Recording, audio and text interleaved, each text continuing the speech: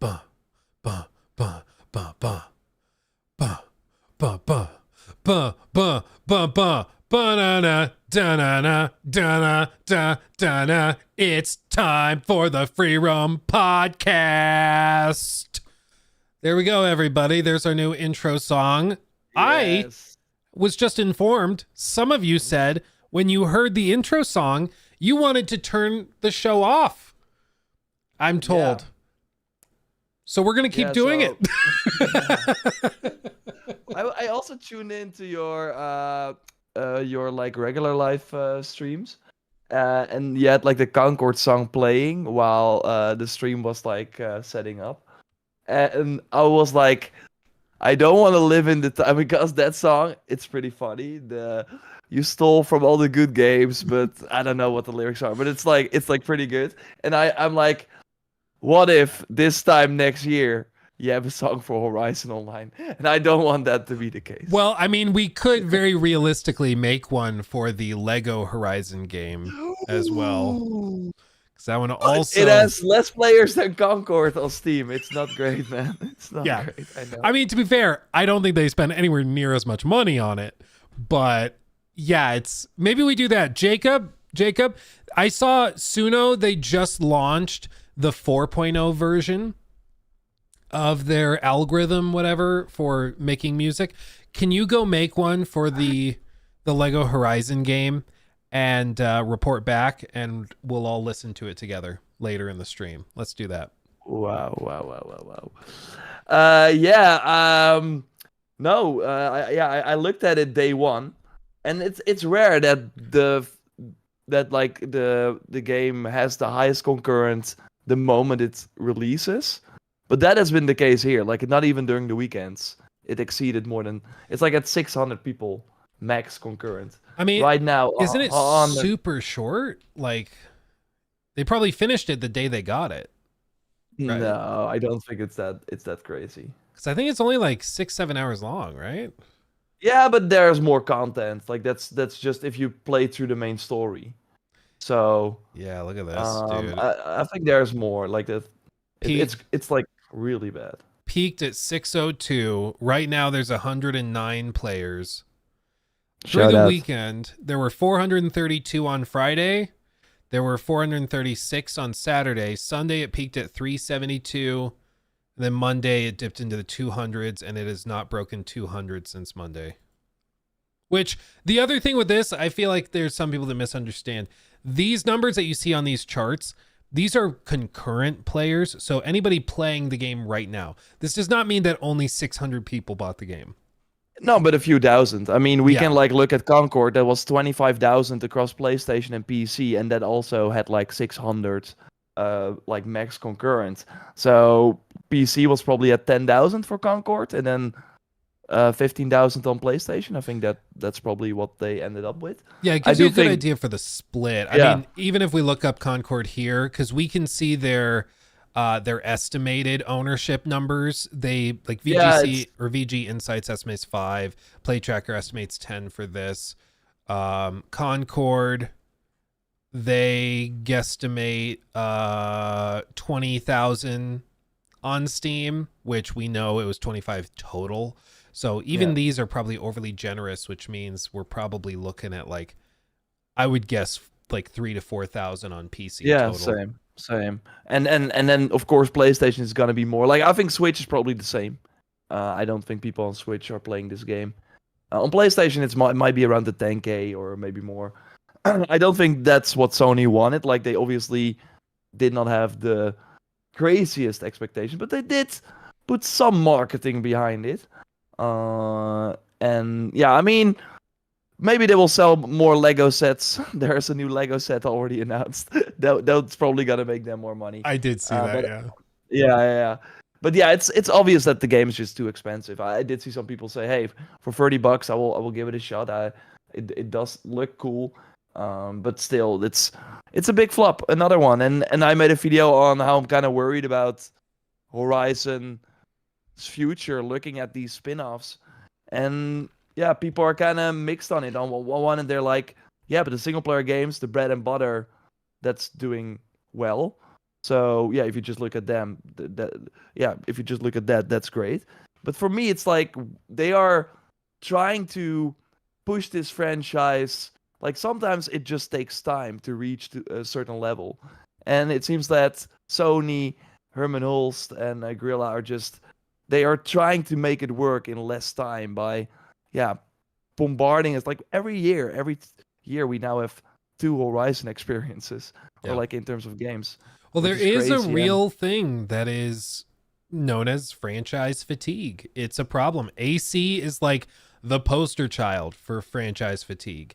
Where like people now we've had a big enough gap between like major releases because we had Valhalla. We did have Mirage, but that was certainly smaller. But there was a period where it was like insane how frequently we were getting something AC related, like big AC projects. Some years we were getting 2. In 2014, we had Rogue and Unity in the same year. In addition to all these like mobile games and comic books and all this other stuff they were doing, and people kind of burnt out on it and they needed to slow down and figure it out. And that's for AC, which I would argue is a bigger franchise than Horizon. But I think you're right. I mean, I get the feeling that Herman, because he comes from Guerrilla, because it's his baby, he is greenlighting a lot of projects for Horizon that other executives probably wouldn't have greenlit, or at least would have pushed back and done later. And I think they are trying too hard to make it a thing, and that might end up doing more damage than good. Because even as you said, people are saying, well, the single player games are doing great. Yeah, I mean, they perform well. They sell millions. But we don't really have one of those on the slate coming down the road anytime soon. No. Like, it's all They could've multiplayer better- spin-off stuff. Yeah, they could have better like done focus on the 3 and then have people kind of miss the series and then maybe do these spin-offs. But yeah, they wanna everything has to be like a multimedia franchise right now. And maybe like I do think having this releasing these games and creating kind of this negative attitude around it, like people feel like they're kind of shoving it down your throat.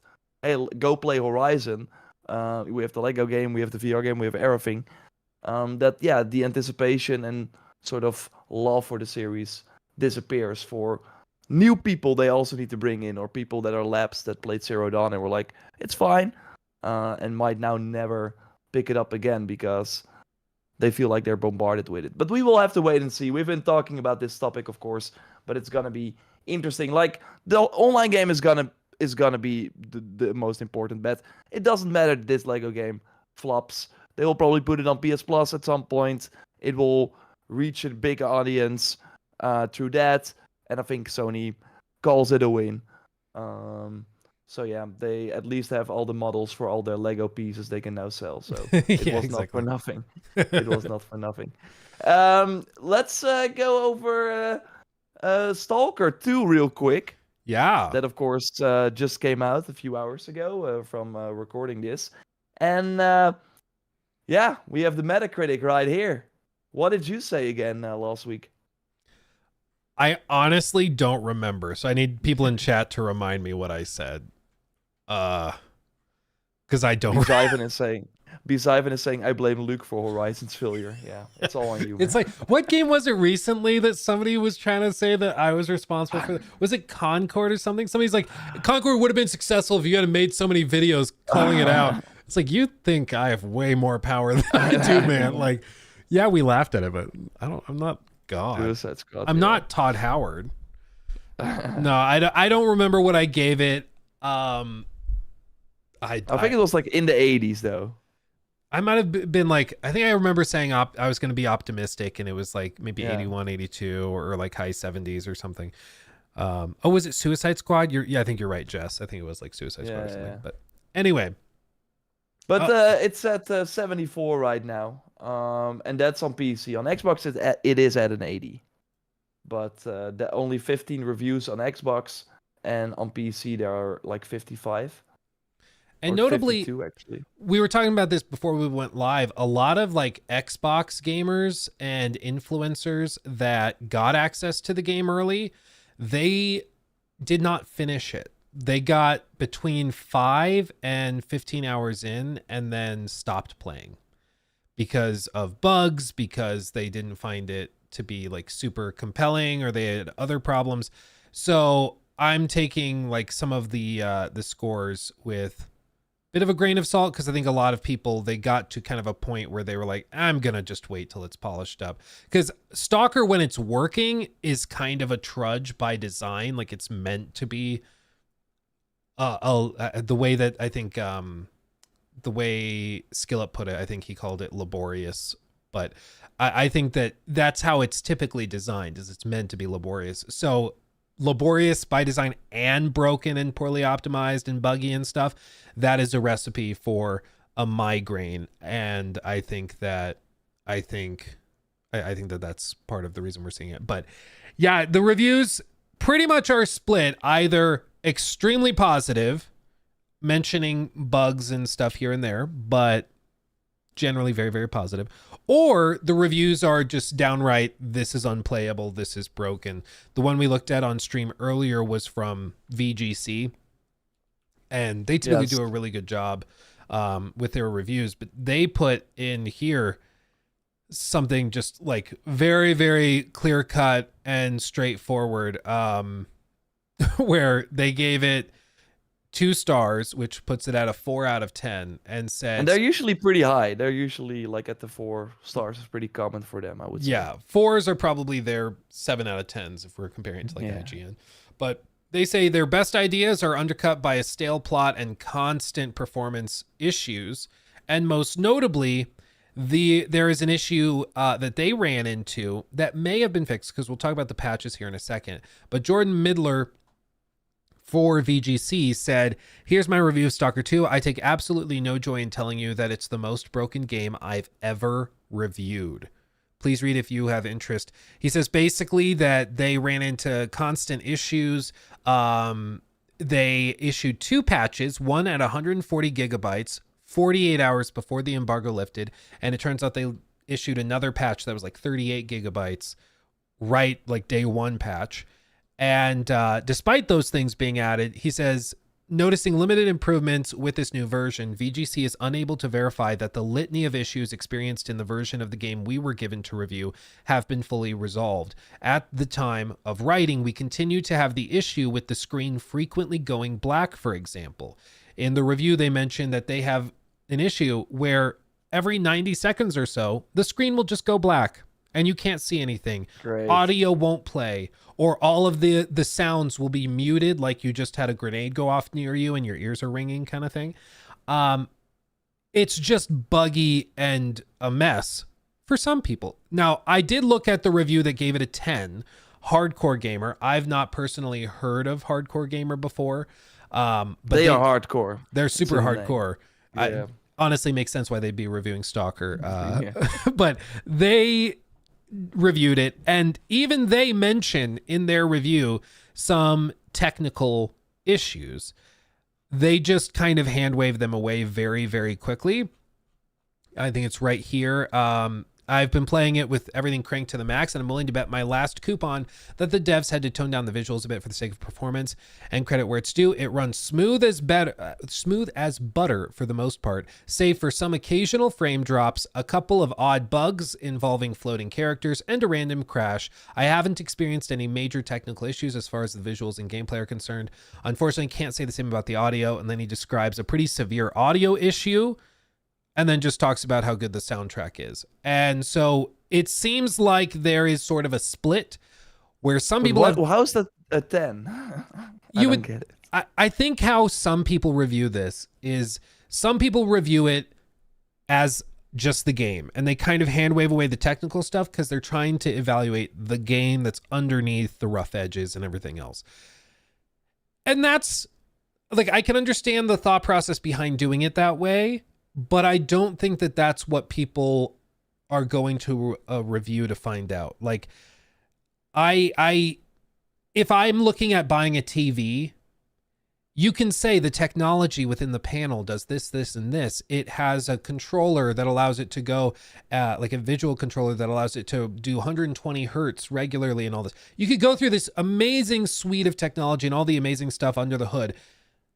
But then in passing, you say, but there's a firmware issue and you can't turn the TV on.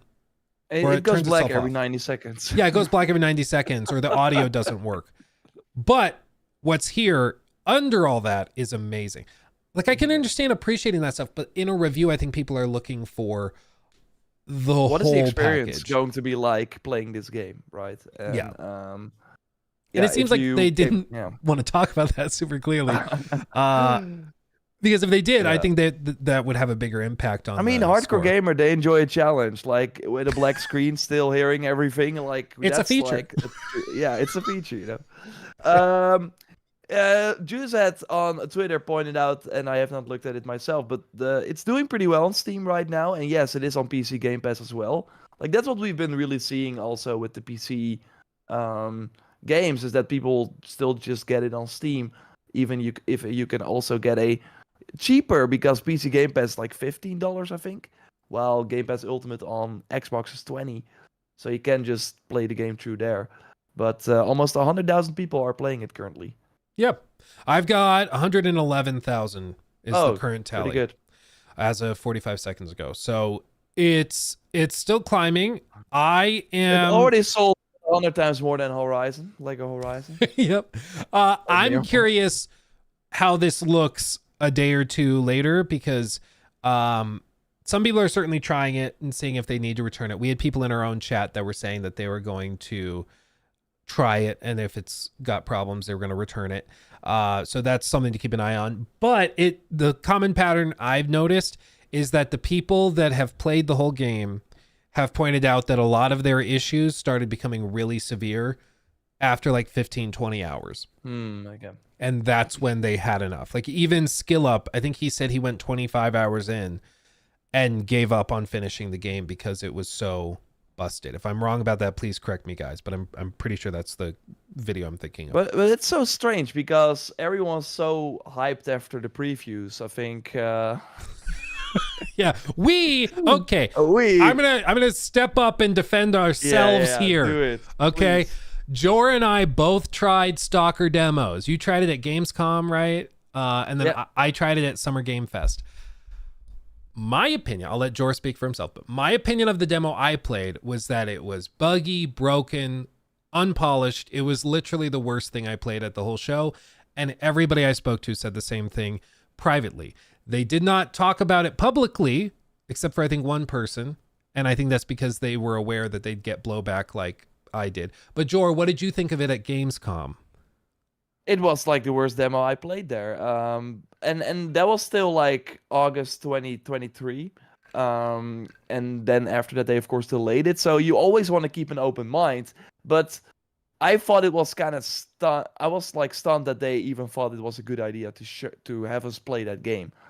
Because like core things, we talked about it before. Like I could not get any feedback. Like if I was shot, you normally see like blood on the screen. Did not see any of that. So I was like, okay, where's my health? And I was dead. And then I had to restart the whole demo. Yeah, and the audio bugs. And so you'd be you're supposed to hear that the bullet hit you because maybe the adrenaline caused you to not feel it. So it's actually a feature. It's not a bug. And then it's like, yeah, the AI was really bad. There was nothing to find in the world. So I was like, okay, if this is the best you got to show and you're a year out? And then we of course had the previews where last week we said like 2 hours. I got the email with the review code like yesterday. We did stream it, and they said like it takes 35 to 40 hours to complete it. So then having a preview event where you can only let people play for 2 hours is a red flag to me. That just shows me that they know, okay, this is like the super polished part. We're gonna show that, but don't go beyond that, right? Mm-hmm. Because many games where they are like at least happy about the current state of the game in terms of polish, they would let you play way more. So yeah, no, and I understand, like what I tried to say back when we first talked about this was just because we had a really buggy time with the beta or with the demo, and we didn't like the demo. That does not mean the end product or the game itself is bad. It means it's a bad demo. Usually you can infer from that there's some other technical issue, because demos and things that they show to press and media, they are showing the best that they have. They're not going to show you the worst that they have. They're going to show you the best. And if the best they had back in June was as bad as I experienced, then I was really worried about how this would end up, launching. Now, elephant in the room, they did issue 2 big patches, 140 gig one about 48 hours before the embargo lifted, which happened to be 48 hours before launch, or 50 hours before launch, because the review embargo was scheduled to lift 2 hours before the game launched, which is always like worrisome when you hear that. But they issued that patch, and then there's another 38 gig day one patch. And some of these issues, no doubt, have been improved or addressed or fixed or whatever in those patches. It's unlikely everything's been fixed, but this is part of the issue, is that reviewers were playing the game that they got. Nobody, literally not enough time has passed since those patches for somebody to finish the game and see from beginning to end if those problems were fixed. And so we just don't know. In a day or two, we're going to start to hear people that no-lifed it and just played all the way through, and whether they ran into those issues and whether they were fixed or not. But because of how they've handled this, we don't know. And the thing is, no matter how you twist it, and whether you are super excited for this and are going to play it or not, to me, it just is kind of a stinky thing to do, to push the reviews until 2 hours before launch with the express purpose of preventing people from hearing how buggy and broken it is, and to issue patches that might fix stuff, but to just wait until the last possible minute to reveal that. That to me just seems deceptive and kind of gross. Yeah, 100%. But what we usually see when they have a day one patch like this, when you have a game in a buggy state like this, that they don't even send out review codes. I'm not saying that what they did is great, but I'm surprised they even did it this way, because they could have seen this coming, right? And then you don't have reviews on launch day. That's, of course, for the consumer very bad, but I don't know if this was the best option either. But I'm just surprised that they already delayed the game, and they thought this is the day we're gonna launch it. It seems I think like it's so much time had passed. They had to get this out, because it was delayed internally for years and years. It was supposed to come out this past September. They said that, or this September, they were like, this is it. They called it their final locked release date, and then they delayed it again. So just imagine what it was like in September if it was having this problem up until 12 hours ago. Giving me Cyberpunk flashbacks, man. Remember that game? Yeah. Getting delayed and delayed and delayed. People forget that, but that was crazy. They delayed it so many times, even when they said they would not delay it again. That's when it was they were like, oh no, we didn't know it was this bad. I'm like, who was signing off on the delays then? Because somebody knew it was that bad. Somebody did. Oh yeah. But they pushed it to the last possible day of the year that you could launch a game and still have some sort of Christmas money. Yeah. But I mean, last thing I guess to touch on with this is, we all have sympathy for the development team. They are in a war zone. Of course, we sympathize with that. I've seen people say they're making a game in a war zone. What did you expect? That word for word is one of the comments I saw, and I understand that sentiment, but here's the other side of it to consider. The publisher of this game is Microsoft, a company that is not doing business in that war zone other than working with these guys. They are a $3 trillion company. And if they had put their foot down and said, we're going to put our engineers on this and we're going to polish it, just like with Starfield, how they handled that, helping them polish that up, they could have. But there is a tolerance within Xbox when it comes to buggy and janky releases that I think reflects poorly on the brand and makes me much more hesitant to want to check out games day one. Because even just yesterday, I think it was, they had a really rough launch of Microsoft Flight Simulator. Oh yeah.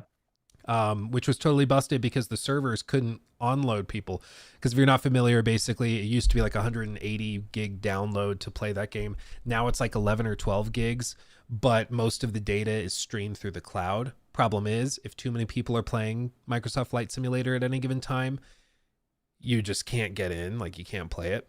I think they fixed it now, but like there is a tolerance for jank that I don't think they should tolerate. And obviously on PC, it doesn't seem to be affecting things too bad. They're doing just fine when it comes to Stalker 2 on Steam. So I'm sure on Xbox, it's even more impressive. But I do think that they need to figure out how to deal with this stuff and to instill more confidence in people. But either way, we'll check it out. I think that they maybe have a bit too many developers games going on at the same time, right? They can't keep track of it. Yeah. Phil is like, oh shoot, that came out today. Yeah, totally forgot. Okay. Yeah, god damn it. Oh my god. Yeah, it's crazy. So that's why when we hear positive things about something like Fable, I'm like, I want to believe. But I'm also kind of hesitant. Well, that's a good segue. Let's segue into next little topic. We touched on this on stream a little bit, but I want to hear Jor's thoughts. Spark notes for everybody is that I believe executive editor, something like that for Windows Central, Jez Corden, has said on his podcast some interesting stuff about the upcoming Fable game, and basically says in Spark Notes that he has seen the game in an alpha build, wasn't sure how old the footage was or when it was captured or anything, if it's an upcoming demo or this or that, but said he saw it. He says it looked really, really good. He said it was very graphically impressive, and perhaps most pointedly pointed out that it seemed as though a lot of the Witcher DNA was still present. If you're not familiar, basically the team that's making this is Playground Games. They previously have done all the Forza games, and they went on a hiring spree, brought on a ton of devs from all over the world, but most notably, they hired a ton of people from CDPR who had history working on Cyberpunk and The Witcher. Specifically, like the combat designer, lead combat designer on The Witcher, was hired by them and has been working on this for ages. So he pointed out that stuff, graphically, it looks very, very good. In the alpha build he saw, he said the combat seemed very Witcher-like, blah, blah, blah, blah, blah. Said it looks great.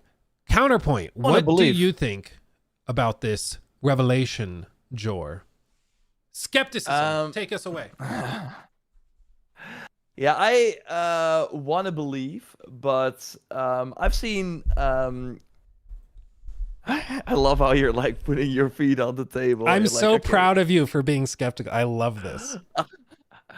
So I'm like of two minds. Like on one hand, I want this to be great, but I've been following Jez Corden for a long time, and I love how he sometimes really breaks crucial stories for Xbox, and yeah, he has sources clearly at Microsoft, but he also wants Xbox to have a win. It feels like, maybe he doesn't really. How do I put this? I'm not sure if I 100% believe if he saw like a good Xbox game that he's obviously gonna talk about that, and I'm just not. I want to have more eyes on it. I want to hear it from different people before I kind of believe it. I think I know what you mean. It's like with his track record and his background, he probably is the type to see it as a glass is half full versus glass half empty. So if it looks like an alpha, if it's maybe really rough, he might find just the good in it and conveniently leave out the bad or just tune it out or whatever. So I do understand what you're saying. And I do think that's very fair. I think that's fair to bring up. So, I want to put that out there. But also, like, Fable has always been because it has been announced in 2020, 4 years later. And yeah, it seems to come out next year. That's what they want. I think it will likely get delayed to at least early 2026. But yeah, Playground games, they're great. Their games are great. This, of course, a huge, like a really different undertaking. And so far, the gameplay that we have seen, we've not seen, especially the combat. Like, if it's as really as good as he is saying, why have all the trailers only shown like small snippets? Every time something cool happens, it's like 2 seconds, and then boom, and then boom, and then boom. And oh, hell, was she throwing an arrow or something? And you're like, what the heck happened? And then it's again to the funny cutscenes, and so I'm like, okay, if they're really proud of the gameplay, and they can of course still show that during their big June event that they will likely do next year, and maybe we'll be blown away. And I hope that that's the case. But yeah, hearing this, it doesn't change my I'm still cautious about this. Also because, and I saw someone tweet that, and that's totally a sort of PlayStation fanboy, or I don't know, but it is a fact that for the Game Awards, we of course had the nominations. We still did not have an Xbox game as a Game of the Year nominee, and we've not had that for forever, a really long time. I can't remember the last time that an Xbox game was from this leadership team was nominated for Game of the Year, which kind of a red flag. Like, you would think maybe when we started this year, Hellblade 2, that should be like a 90 plus, right? We saw how that game turned out. I forgot about it when I saw it being nominated. I was like, oh yeah, of course. Oh yeah. They it was put so that short. out. I almost forgot that evening. Yeah, I do think that Xbox, if they stand a chance of getting like a GOTY nom, I do think next year is probably the year, because they have Doom, which I Doom think is gonna I think that's a safe bet based on their that track should record. have been nominated for most anticipated. I think that's wild that it wasn't there. Yeah, and it was Death Stranding 2, I'm like, who did you ask? Yeah. Who did you ask? It's why I looking saw. At, oh, go ahead. I'm gonna see if I can find looked this. at the most anticipated game of the most anticipated games game of the year, or Game Awards. Like, all these games are we have like Monster Hunter. Well, it's kind of like, I saw this. You'll have to look at the stream to see it, but it is a picture of a guy just licking a boot, and it's just labeled Jeff, the Game Awards, and Sony. And it's nice. I came across my feed. I was like, okay, that's kind of funny, because that is how it feels. I mean, they will sometimes. fight. Yeah, they will fight funny things. But to be fair, like, Astrobot deserves the nomination. I mean, compared to some of this other stuff, though, dude, like, I played Astro Bears. Astrobot. Astro Bears is a different thing. That's a different game. It's actually pretty good. It's a party game I play with my friends on the Switch. Okay. It's a good time. But anyway, like, Astrobot's fine. It's good. It's not even fine. Let me be clear. It's dare I say great. But it's more Astrobot, you know? Like, it's not that exciting. I'd rather some of these other games get noms over that. Like, I don't know. It's just frustrating. Which DLC did you want to get nominated? Good question. Which DLC did you think was missing from the Game of the Year? Oh, Jeff. I don't know. I've never seen this many people like this dismissive towards the Game Awards in the lead up to it. Like, typically people are already, like, when it happens, they'll meme and joke about it sucking or whatever. But already this year, people are just like fed up with it.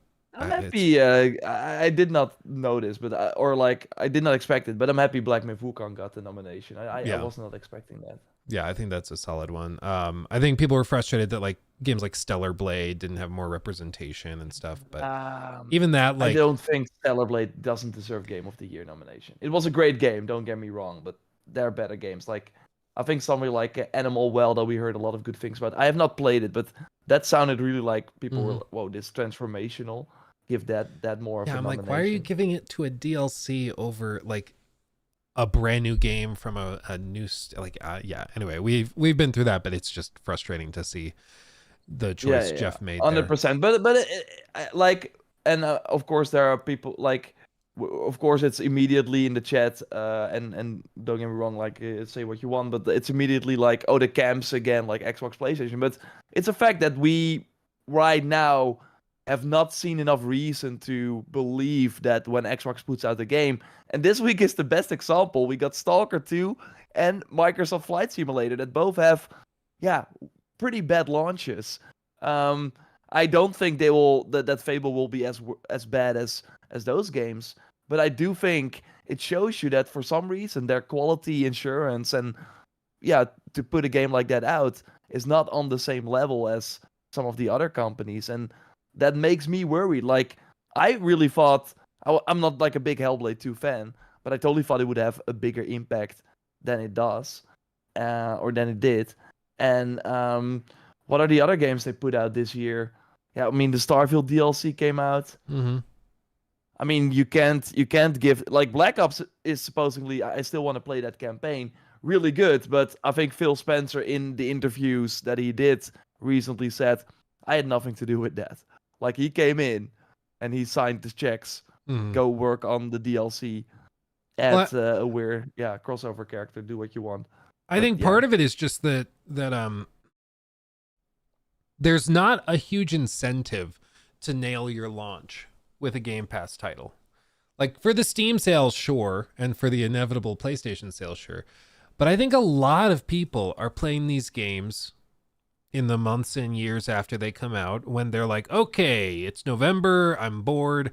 Let me look through the Game Pass catalog, kind of tick through the titles. Ooh, I remember Hellblade. I remember talking about that. Let me download it and try it. Like, I think that there's much, they see it, correctly or not, as much more forgiving when it comes to what Yves Guillemot from Ubisoft said were the little frictions, the things that you have at launch that you polish out after.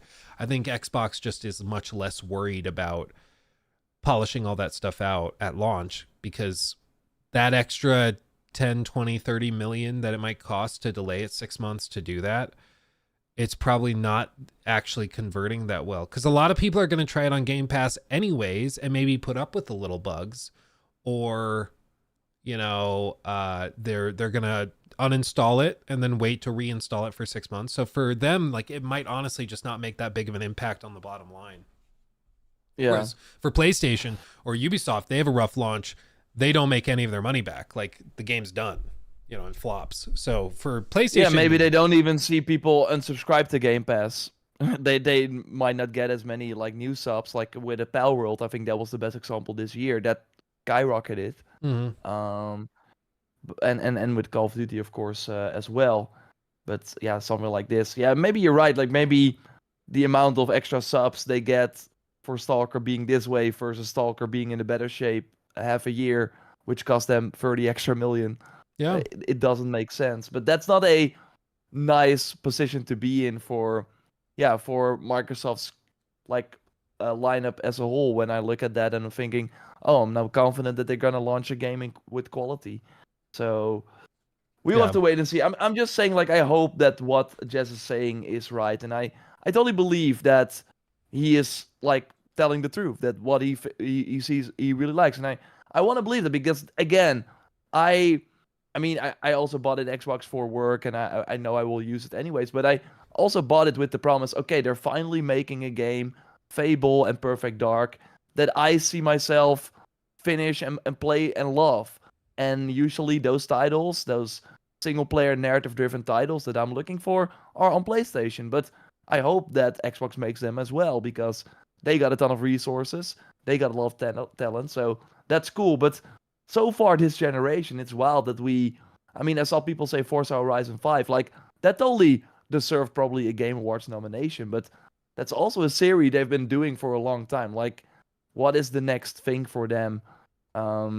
So yeah, they can have an ad with this is an Xbox, this is an Xbox, but still, at the end of the day, they need a killer app game, and we're still 4 years later, with the Series X launch, waiting for for some games like that. They're only buying it up. Like you mentioned, Doom, yeah, they bought that. Like and that counts, I guess, but that's also probably gonna be an iteration of Eternal, and yeah, the Well, it's what's Eternal so was great. fascinating is like Xbox has just historically struggled for like 2 decades.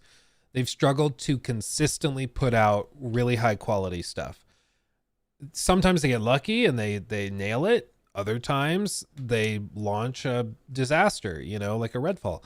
And so they've had a problem with when they manage stuff. They're good at making operating systems. They're not so good at making like little pieces of art that tell stories and are compelling to gamers.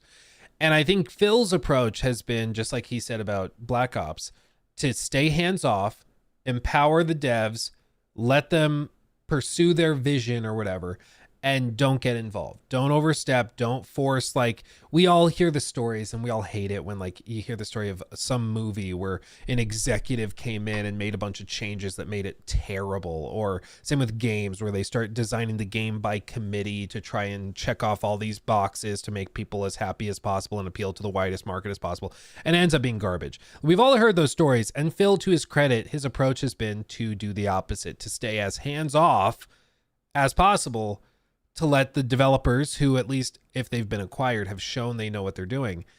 And I can admire that, but I think a balance needs to be struck, because like we've said, quality control is all over the place with them. Sometimes you get something that's super polished, other times you get something that's super buggy and janky and just rough. And I think they got to figure that out. It's fine if the game launches and is polished and works well and is a 7 out of 10 or an 8 out of 10. Like, that's fine. If it's a C- or a B+, whatever. Not every game can be like critically acclaimed, but I do think it's a problem if some games are busted and broken and then others launch perfectly fine but just aren't that great of games. I think that all of them should be launching in a quality state, and then it's just a matter of evaluating the game itself. But Yeah, because say what you will, of course, about Concord, and that totally had many issues. And looking at that and knowing Sony was super hands-on makes them look even worse than Xbox in some situations. But on the other hand, that game, it was like it was what you expected from a PlayStation Studios title. It's why we all said it was yeah, a very well-built game that nobody yeah, wanted. Like, yeah, exactly. for them, it was Sony recently seemingly has had the opposite problem of Xbox, where they polish the crap out of it. My understanding is Lego Horizon is beautifully optimized, runs Oh, really yeah. well, very beautiful, but it's maybe a game that not many people were interested in. Same with Concord, very well executed in terms of polish and stuff. Nobody really wanted it though. And with Xbox, they have games like Stalker 2, which, based on the concurrent player numbers we're seeing, a lot of people want that. It seems compelling, even though it's a niche game. A lot of people are jumping into it. But they just get the execution wrong. Like, they just don't know how to do that. So it's two sides of the same coin. Yeah, exactly. So, but I think the position where Sony is currently in, like, they just have to figure out what people want, and sometimes they want to make things into a thing, and that just Yeah. doesn't work. And that also brings us kind of to the next thing that I think is interesting, because you also mentioned Indiana Jones already, or I think we brought it up, but that's another game where all the comments are, I wish it was third person, wish it was third person, and yeah, you can be like, okay, the developers made the choice of going first person for a game like this, and they can of course do that, but at the end, the consumers have to buy it.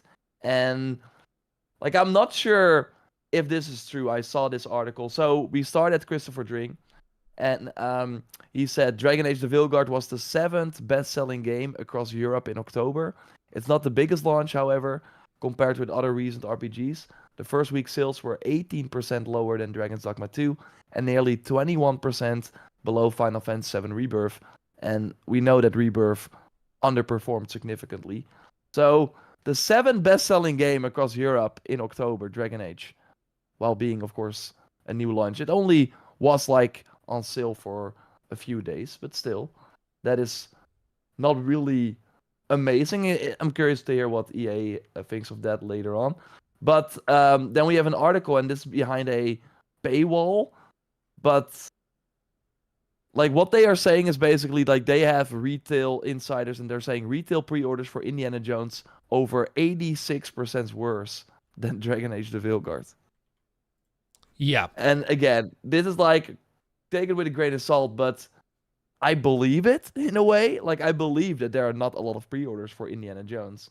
And we also see that on Steam, like in the bestseller charts, it's like Arizona, the remake, is selling more right now than Indiana Jones.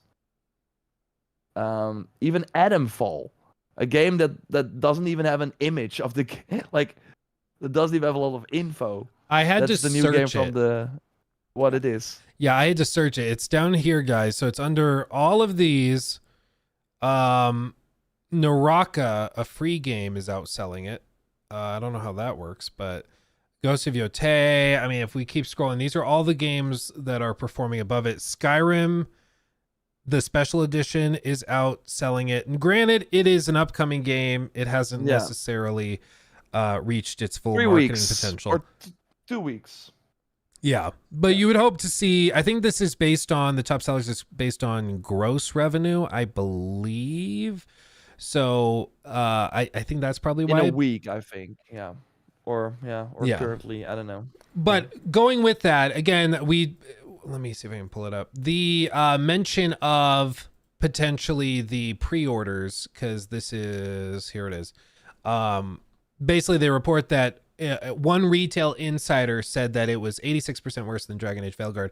The elephant in the room with this one specifically, though, comparing it to Veilguard, is that Indiana Jones is a Game Pass title. Like, that really changes the math on it, because I, for one, like, I don't know if I'm going to review it. I'm not expecting to, because I think Xbox not too happy with Wookiee. So maybe I you do. got Xbox and Bethesda. Yeah, they're all just like, don't give it. I had people telling me when I went to Summer Game Fest, we had done like a review of something, and we were talking to one of the people from the company, and they're like, honestly, I'm really surprised that corporate sends you codes for our stuff. Like, I'm really surprised. And this person was like, just on the marketing team. They're like, I like your videos, man, but I'm really surprised that they send you codes. It's just, yeah, it's what happens.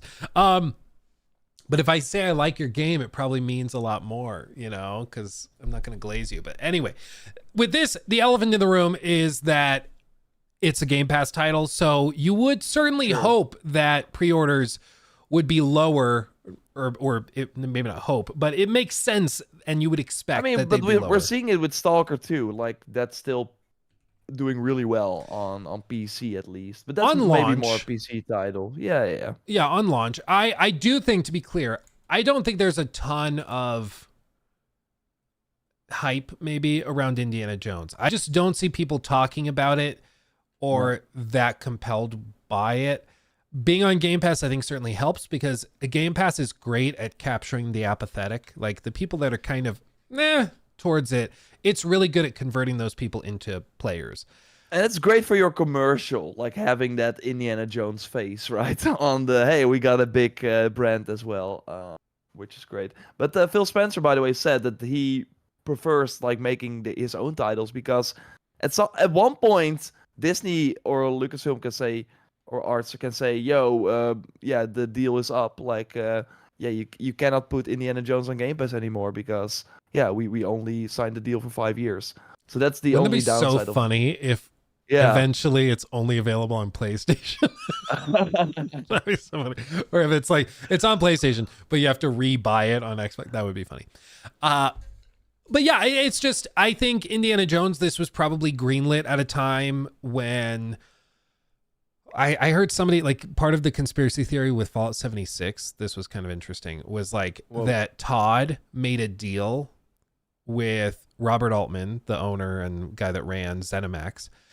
And he said, I'll make Fallout 76, your big MMO Fallout game that'll make tons of money, probably, wink. And he said, I'll make that, but let me grow my team so I can make Starfield, a game that's going to blow everyone away.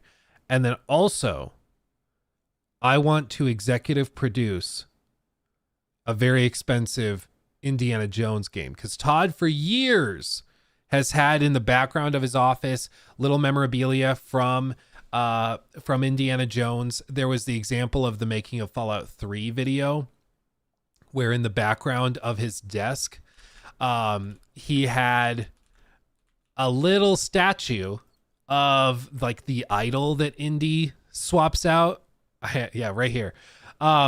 This is from like 2007, 2008. And on his desk at that time, he has the idol from Indiana Jones. So he's been a Giga fan for ages. And part of the conspiracy theory is maybe he sacrificed Fallout 76 in exchange for the expensive rights to do and executive produce a project he had dreamed And then about. you're like, at Machine Games, why pick us? let the Doom guys do it, please. Please, for the love of God. Yeah. So I don't know if that ended up being the case, but I think that probably the Indiana Jones game was something greenlit a while ago, and now they're just like, it's Todd's passion project. Let's just get it out the door. I think it's the most 78 out of 100 or 75 out of 100 game I've seen in a bit. I don't expect it to light the world on fire. I think it's going to be fine. Like it's a C type game, C minus, C plus, something like that. I hope it's better, but yeah, we will see. I can't wait for the Oculus version. Yeah. I hate to break it to you. It's already there. It is. Oh, wow. Yeah, the whole game is. Zoob says live services dream of Balatro player counts. I guess we can touch on that real quick because I finally tried Balatro. Have you tried it? No, but I'm scared because I hear that is then the only thing you can think about. Dude, if you dabble. I have not in my life experienced like a card game this addictive. Like it really is kind of ridiculous. It's I understand why people are nominating it for a ton of stuff. I don't think it's like a game of the year. I'm just so thankful that it's not one of these mobile games that then was monetized like a mobile game, because I'm telling you what, if this thing could have been monetized so toxically to take advantage of people with like gambling addictions, it could have been real bad. Because this like takes the gambling like addictive gameplay loop and just turns it into a fun game. And they're like, yep, now you start over. It's like poker mixed with a roguelite. It works great. But if they had mixed in stuff where it's like, oh yeah, and you can upgrade these jokers for $1, or oh, you want to save your run and try the hand again, here's $1, like pay us $1, you do. They could have made so much extra money if they had monetized this toxically, but they didn't. And I find remarkable. There should be an award at the Game Awards that's just like the game that could have been toxic but wasn't award, and this would win it easily. Concord would be nominated because they didn't do Battle Pass. Yeah. But you know what is doing a Battle Pass? Ooh, I love that transition. Oh, but let's do the super chats first because we have many of them. So. Okay, everybody put a pin in that transition, that segue, because that was brilliant. That was very good. Let's see. Nerdy Giant says, do you think Indiana Jones will be successful or will it do minimal subscribers? I personally don't think it converts many new signups. Do you? No, I don't think so either. Like we saw it with the movie as well. I don't think they're like. I'm sure I will get yelled at for saying that, but I don't think there's a big enough a big enough audience for it. And I do think if they were just shamelessly making or like without shame making a Uncharted Xbox game, I think that would have like actually pushed people, because we want an Uncharted game, a Tomb Raider type game, because it has been a long time. So if they, instead of, hey, but we're trying to do something different, no, just go crazy and have the lasso, which is kind of like a cool feature, I think that would have helped them a lot. But right now, it's not really, I think, speaking to the Wolfenstein fans, and I'm not really seeing those action adventure people, that are used to playing a third person game, really latch onto it either. Well, I think Well, I was gonna just tack onto that. Like when we ask who's this made for, Wolfenstein fans don't seem to be connecting. Action adventure fans are not really connecting. I think third person is part of it, but also the other part of it is that as the previews have come out, it's clear that it's much more of like a stealth game with puzzles. It's not really an action game. So, or like a big set piece based game. So Uncharted fans will probably find it underwhelming.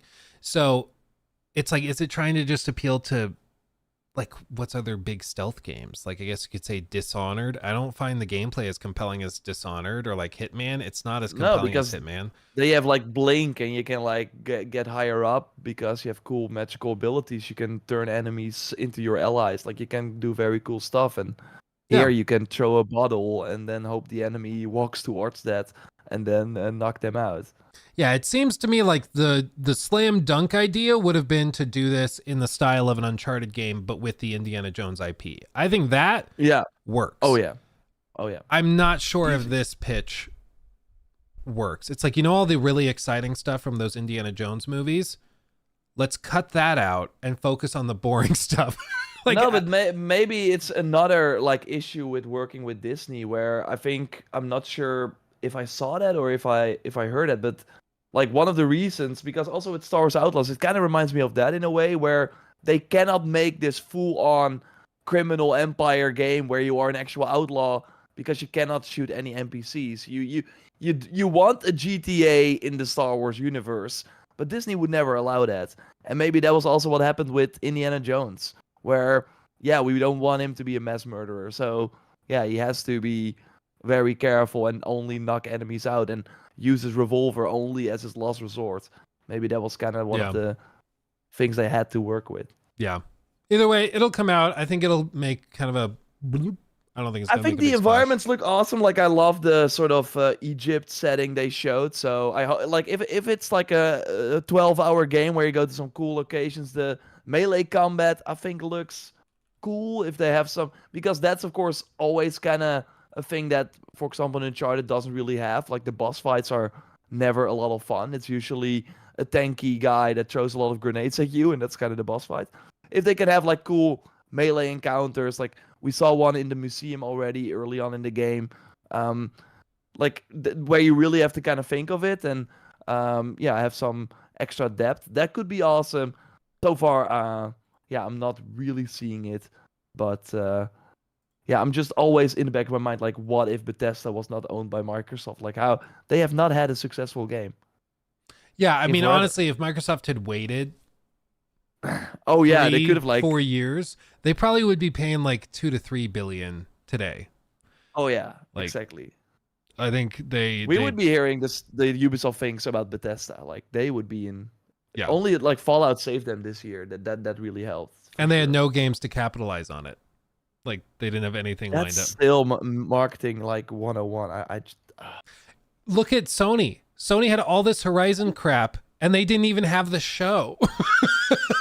it's like you said, like Xbox has the games people want really want to play, but they launch kind of broken. They have the cool TV show. There's no game that you can then exist in.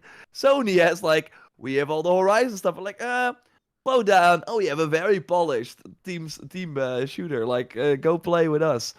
Oh. Yeah, it's just two sides of the same coin, really. But Yeah. let's see the other super chats.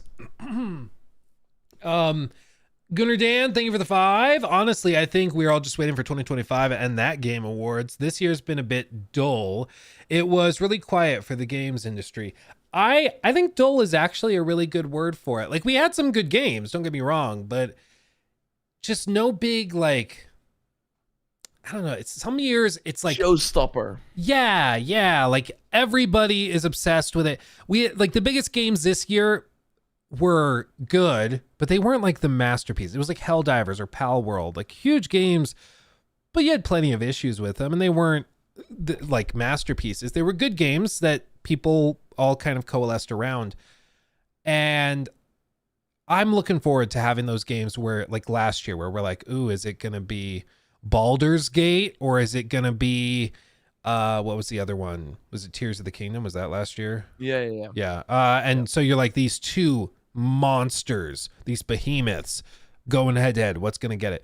And I think we just haven't really had any clear-cut masterpieces this year in my humble Yeah, opinion. but I think Gunnar Dan, an interesting thing you have to think about is who cares about the nominations? I care mostly about the announcements, and the fact that 2025 is an exciting year actually does mean that the announcements will be big because they will be about the upcoming games.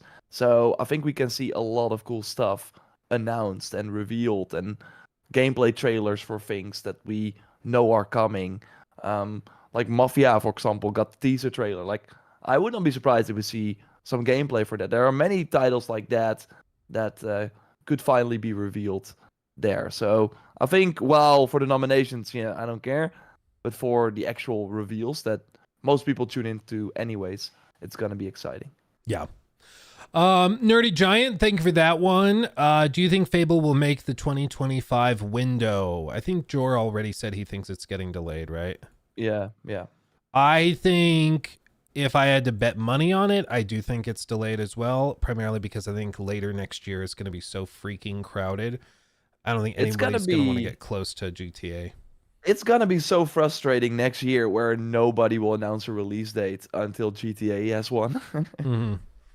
Yeah, and they will probably pick like early November, and then everyone's like, okay, so 2 weeks before that and like a month after that, you don't want to be. Like, it's crazy. But even that, like, it might be more than a month because they're going to launch GTA Online probably a month or month and a half after the base game launches. Guerrilla's waiting for that with Horizon Online. They're like, let's put that 1 week before GTA Online. Yeah, it's a lot. Let's see. And then Nate, thank you for that one. Can I get some advice? I am in Australia, so limited, but I'm looking to upgrade my to the ROG Ally X 24 or OG ROG or Legion Pro. We don't get the Steam Deck. Thanks. Which one you should get? Honestly, I love my ROG Ally. I've not been able to justify going to the ROG Ally X because it's like 700, I think. The Legion Go, I understand the battery's way better, and the detachable controllers is another thing some people like. Frankly, for me, I'm happy with my ROG Ally. I don't feel the need for the X, but your mileage may vary. It basically, like, it can crank an extra 10, 15 frames out of a lot of games, and the battery life's a little bit better. The cooling is also a lot better on the X, but it's not a huge Is that the best PC handheld right now? The X? I think so, yeah. Okay.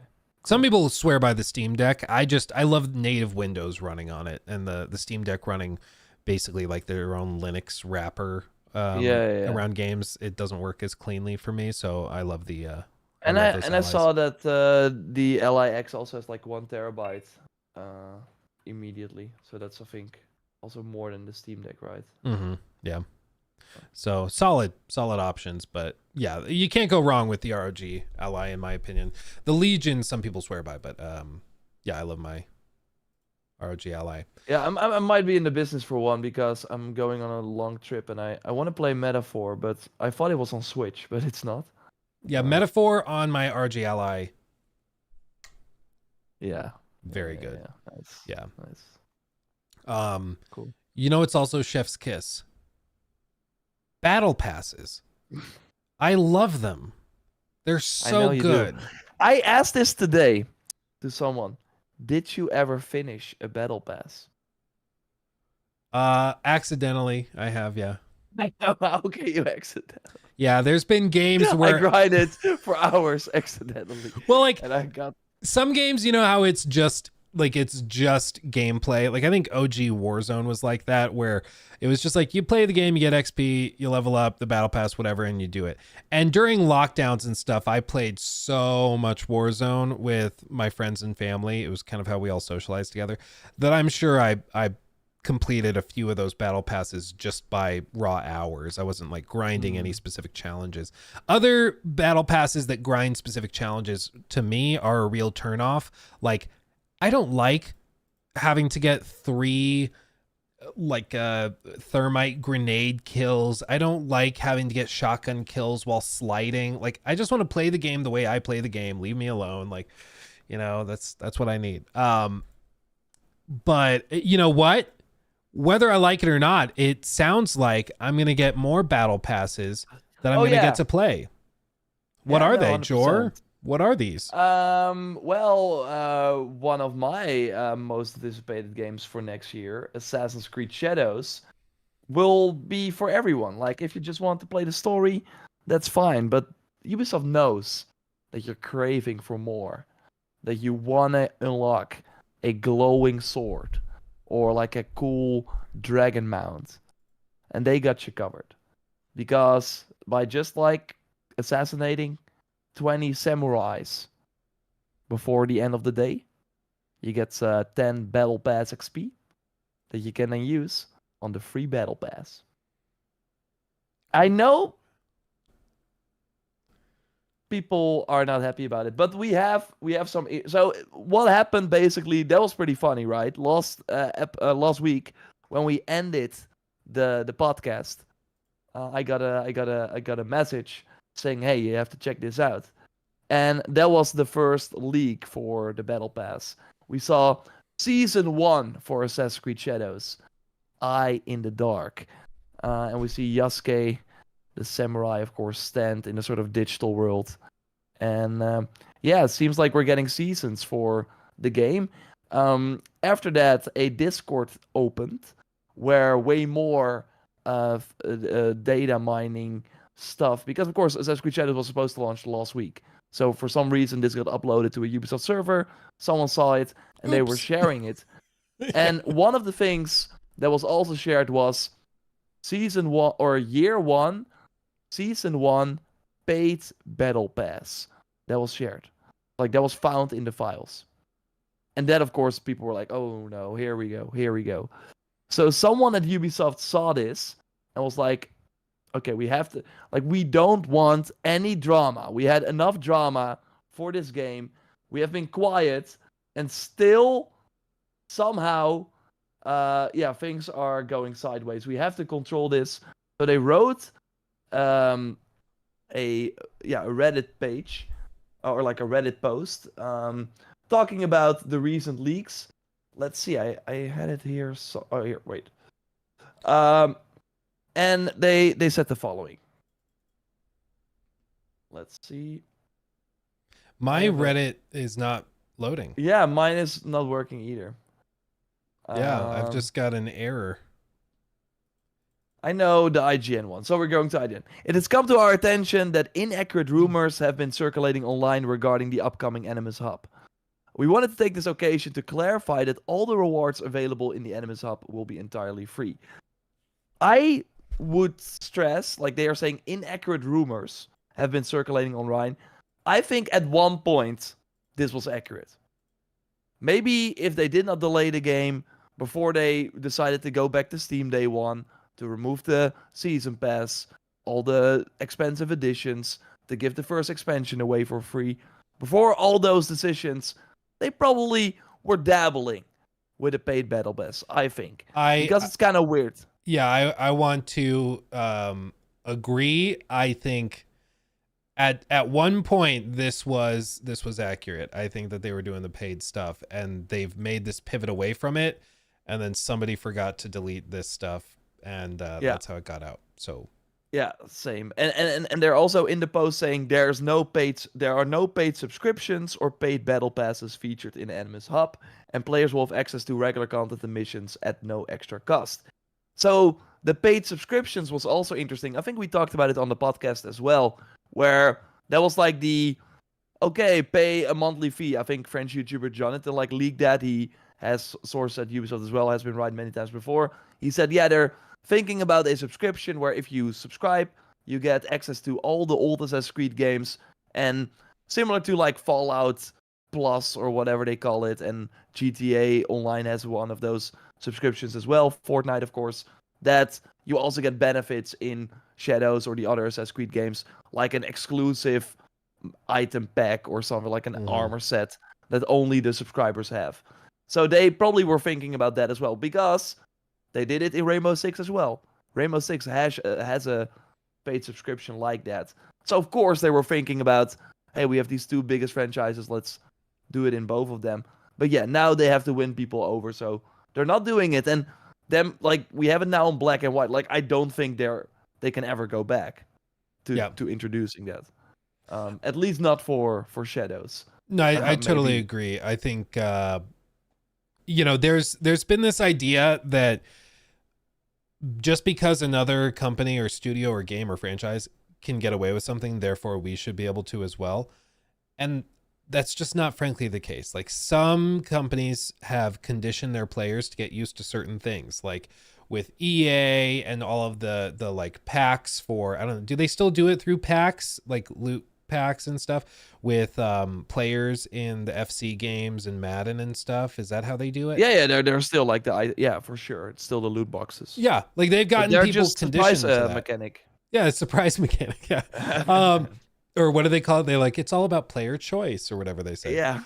So, but they've spent years conditioning their players to get used to that. That's why, like, for us, it's like, yeah, they do that, whatever.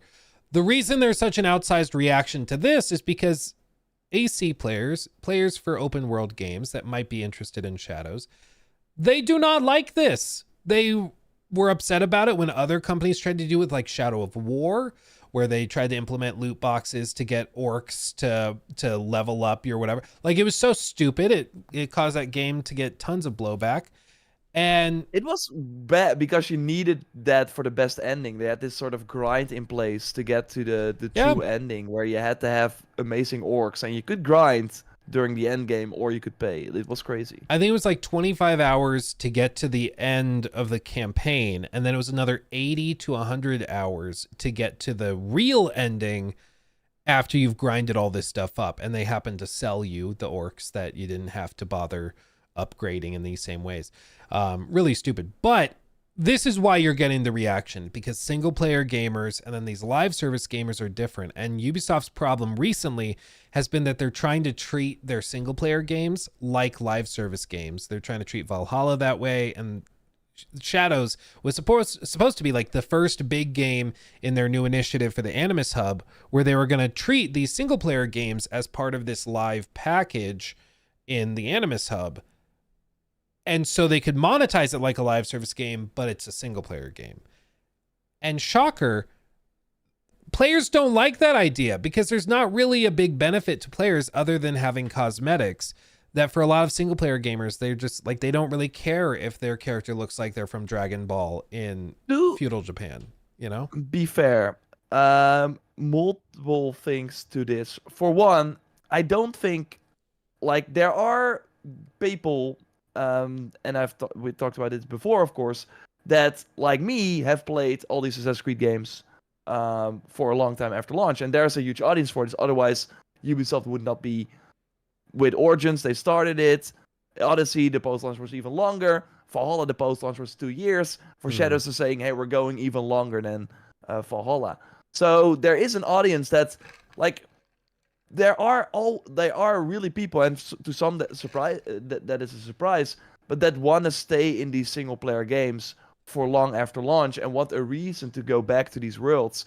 And Ubisoft has been the only company that has been capitalizing on that in an interesting way. And sure, it has not always been great, but for example, there are many Sony games or like the games that they do, where everyone is kind of left wanting more, where it's like, oh, do New Game Plus. Okay, they got New Game Plus. Oh, but I want to do this with Kratos. And there is an audience for, hey, let's add more content to the single player game, and it doesn't have to be multiplayer to support it post-launch. And I think the Battle Pass and that it's free is just an evolution of what they've been doing. And as long as it's not I'm in the game and I'm playing in, like, I'm going to my next quest objective, I'm really invested in the main narrative, and it's suddenly like, bloop bloop, Battle Pass, blah blah, unlock the Dragon Mount now.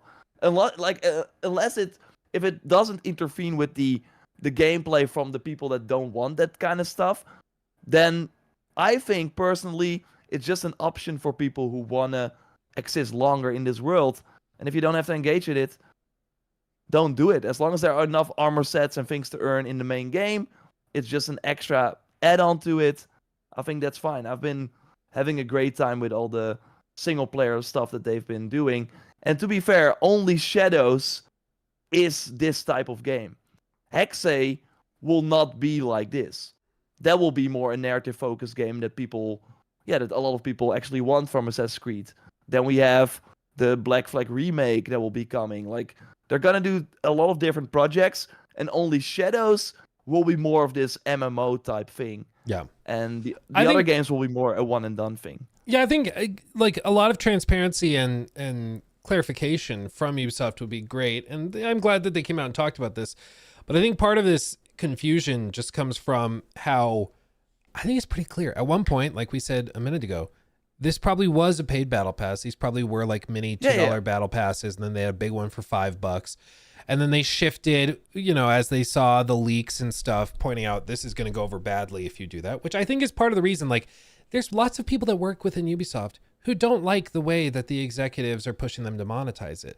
Like, do you think that the average like gameplay designer is thrilled that they have to put in like all this stuff? No, they're not. They just want to make a good game. And so they're probably like, it's people like that might be leaking stuff to try and be like, wake up executives. Look how people are going to react if you do this. Look at these videos, these streamers talking about it. So I think to a certain extent, they're doing good work by telling people and trying to wake up the executives to the fact that that's going to go over poorly. But if they just come out and they say, listen, yes, we're going to have free passes for you to grind cosmetics. You don't have to pay anything for them. It'll just give you new cosmetics for those that are playing the game for longer periods of time. We'll also have an in-game store if you really want to buy special crossover skins and stuff. You can do that. We'll put that in there after launch for people who want to keep playing the game to enjoy. And if they want to do that, they can do it. Nothing gameplay affecting at all. And then, there's already rumors about them doing a co-op mode after launch, all this other stuff. Just like communicate that, get it out there, leave it on the table. And I think people would have much less ammunition to go after them with, because if the game is good and you just play it and you're done and you move on, cool. For people like you've described who are playing the game for months or years after launch, they'll have more content to enjoy. Launch it after the game launches. I just don't understand why they have to try to do all of this at the same time when the launch day people, there's going to be a lot that are just inherently, they have a knee-jerk reaction to that type of monetization or that type of gameplay mechanic that's supposed to keep them coming back every day for dailies and stuff, where they just immediately are repulsed. And I don't think wrongly so, because usually when systems like this are put in place, it's just a form of trying to get players to come back, because then they're more likely to spend more money, and it's just a system of trying to condition people to doing this. So yeah, I think they just need to be clear. I think they need to communicate, but that's the other piece, is maybe they honestly don't know. Maybe they're still actively behind the scenes making changes to how they're going to monetize it. They're trying to evaluate what they can get away with. And I mean, to be fair, right now they have been communicating. They have been immediately coming out to say, "Yo, don't worry. Yes, they did not say there is a battle pass, but you can read between the lines. There is going to be a battle pass, just not a paid one." And yeah, the other rewards are free. They of course have a plan in place to start talking about the Animus Hub, and yeah, this is kind of hammering that. But I think it's good that they came out to, say, "Yo, we should not really worry." But I still get why people are like, "Oh, battle pass, what the heck?" As long as it's not a part of the core experience, and it really feels like this extra thing that, like what we know about the Animus Hub is it's gonna be the launcher for the Assassin's Creed games.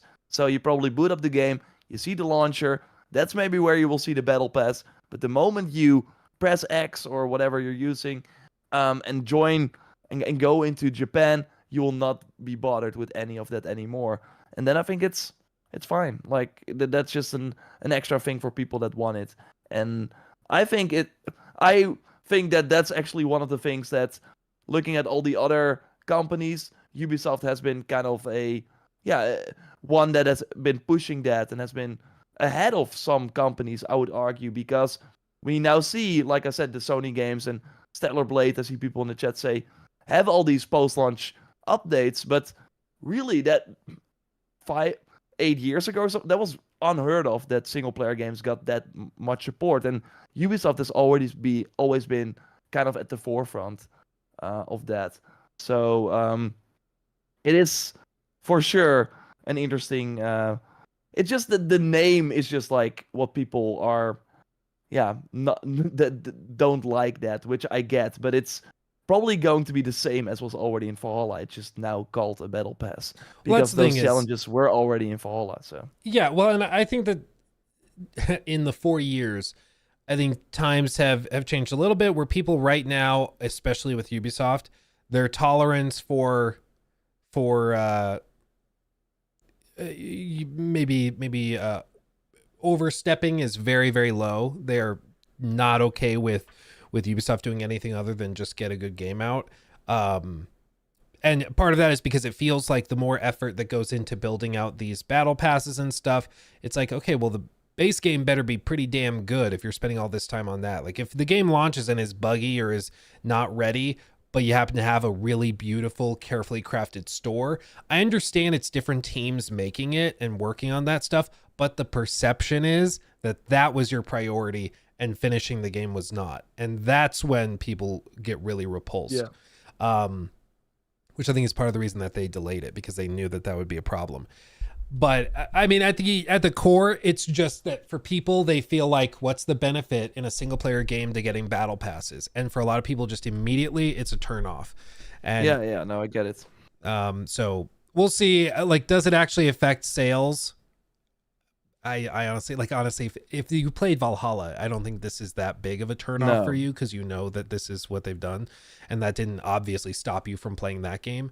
So for those players, it's probably not that big of a deal, but I do think it'll affect the narrative around the game at launch, and it'll affect the sort of perception. So we'll see. Yeah, it will be about how they communicate it as well. It will be fascinating to see what they do, but yeah. They have already announced that they will be talking more about the game, like they're doing blog posts starting tomorrow again. So they will not go completely quiet till January, which is, I think, interesting. Let's quickly touch on this next one. Yeah, let's touch on this. So something else that has not gone quiet, that actually seems to be picking up steam, are rumors, which are now not even rumors. It's been confirmed that Sony intends to acquire Kadokawa, which is a big multimedia conglomerate that happens to also own the majority, about 70% of FromSoftware. And in this, basically, earlier it was rumored from a report that came out of Reuters, and now it's been confirmed that they are honestly evaluating it. They've received a letter of intent from Sony's board, basically communicating that they intend to acquire them if the board approves it and if everything goes through. It's a big acquisition. This, if it ends up being a straight acquisition, it might also be sort of a hybrid merger. It is not super clear yet how this will work, but it seems that that's what they're doing. I don't think this will be quite like a lot of Microsoft acquisitions where they just buy them out and then they have full control. I imagine this ends up looking much more like a Bungie situation, where they kind of acquire this company and then they leave them to do their own thing so long as they meet targets. And then they get some of that sweet revenue from all these different businesses that Kadokawa does, which is like manga, they make magazines, all sorts of stuff. And you basically, because sure, they kind of leave Bungie, and of course that changed because Bungie did not hit targets. But still, every PlayStation showcase, Bungie was there too. Like, they announced Marathon at the PlayStation showcase. So that does mean, if this goes through, that FromSoftware titles are never going to show up at an Xbox show anymore. Yep. So that and is, whether, I mean, they totally probably don't show up on Xbox hardware anymore if they honestly are acquired. I think they show up on PC. As somebody says in chat, where was it? There's a funny message. I lost it. Oh, wait, no, it's Praise the Oak. Sony, fine. You get Bloodborne on PC, but you have to sign up for PSN. Yeah, we were finally going to yeah. Oh, I'm really, yeah. I think that's a big part of this. And I pointed out on stream when this story broke, I was like, my theory for like a year and a half, 2 years has been that Sony is sitting on a Bloodborne remake or sequel for the launch of the PlayStation 6. Yeah, no, 100%. And this, if they acquire them, they gain the controlling interest. They will now have the ability to command Hidetaka Miyazaki telling him he needs to make a Bloodborne 2. Wow, I did not see him yet. Yeah, he's Nice. always with us. Um, like they'll be able to do that, and then they'll have 3 to 4 years to do it, assuming they're To not be already working on fair it. though, like sure, like we in our bubble think Bloodborne is amazing and it is great, but they want another Elden Ring. Like Elden Ring is way That's fair. bigger than Bloodborne. That's so if Miyazaki is like, I got this other idea that I think will be, and we got like the Game of Thrones guy, like they're like, okay, please do that, because the rumor for a long time has been like I don't know how credible it is, but we've seen it pop up a couple of times that they want to do like another new IP after Elden Ring. It at least seemed that after Shadow of the Earth 3 they did not have anything planned. Mhm. So um I agree. I think Yeah, it's they're probably gonna do a new IP again. at the least they could get access, because the rumor has been for a long time that like FromSoftware owns the final say, like they own the rights, or at least they have to consent to Bloodborne's IP being released to do something. But if Sony buys them out, then presumably they gain access to that, and then they could release the IP to go get a remake done by some studio. Yeah. And so that's very, very possible, is that that's how it goes. And then From does a big Elden Ring or some new IP. A Spellborn, like something more magic focus was the rumor for a long time, but I don't know how credible that is. But I totally think that it's in their best interest to to have them just make new franchises or make an Elden Ring too. And like Herman is already like, oh, we got a TV show and a movie, and he sees all those dollar signs. Let's have From Software make a Horizon game. Let's do that. That'd be great. From now on, you're called From Movies. Please make. I wouldn't put it past Herman at this point. I mean, you never know with Herman. But they are still like they want to, of course, get this, but they also learned that the developer Spike Chunsoft is involved, and they recently did Dragon Ball Sparking Zero. So Sony might be at the last minute being like, we don't want that garbage. So that's of course another ring. Like this could totally fall through at the end. Like for owning From Software is great, but what are you gonna do with the? Or maybe they can save the developers. Maybe they can be like, yo, you never have to work on Dragon Ball ever again. And they're like, finally, we can make characters that actually look different and not the same. With different color clothes. I think most of the reason we're hearing about this is because Sony was pursuing an acquisition earlier this year in January. An acquisition that's not really very exciting at all. It was an acquisition, or rather a merger, with an Indian company called Z, which is like a big entertainment conglomerate in India. And this was going to be a deal worth about $10 billion. It was going to be massive. And nobody really talks about this, but this was a huge deal that fell through in January because something on India Z Corporation's side didn't look good to Sony. Something was either not disclosed or something or other. I don't think it's even been made public at this point. But that freed up a lot of capital that Sony's board of directors had kind of planned to expend. And so once that lifted, they started probably looking for other places to go. And From Software, to be clear, like this company, it's worth about $3 billion, 2.7 before the big spike during the rumors of a trade or an acquisition. And it's From Software is not worth $3 billion US dollars. It's a huge studio, but I mean it's not half of ZeniMax. Didn't Elden Ring easily make $1 billion revenue? I don't think profit. No, okay. Like, and they marketed the crap out of that, and then I was also distributed with Bandai Namco, so they took a cut. I'm sure George R.R. Martin got a big old payday for his name being on it, but 25 million copies sold by June 2024. Same amount as Horizon Zero Dawn.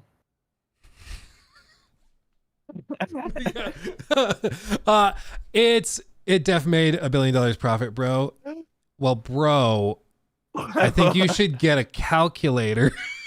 If it made $1 billion in revenue, then we gotta break this 25 down. million. How does that work? How does that work? A lot they of work it for free at From Software, right? They don't need salary. Yeah, to be clear, yeah, Ms. Kaboo, you're fine. To be clear, like we don't. Most of those calculations are based on information we don't have. We don't know what their margins were on it. We don't know their full marketing costs. We don't know the full cost of development.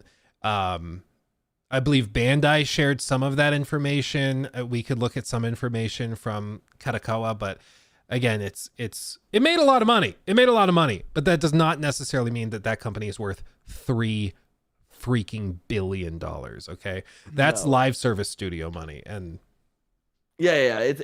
Look, if they release an Elden Ring every year, like that's I see people say, yeah, Call of Duty sells 10 million, and then I think Elden Ring is pretty impressive. But yeah, Call of Duty launches every year. Does Call of Duty really sell 30 million? And it's making billions in microtransactions. Yeah, that's the other piece. That's where the real money is. Yeah. Yeah. They got the Homelander skins.